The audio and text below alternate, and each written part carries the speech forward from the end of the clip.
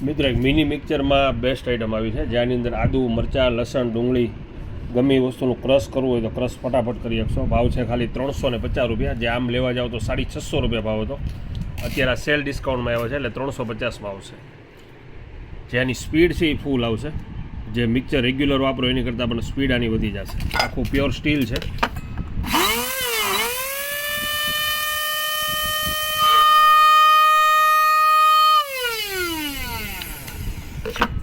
ઉપર ઢાંકણો આવશે, આટાવાળો આવશે, 2 આટા આવશે.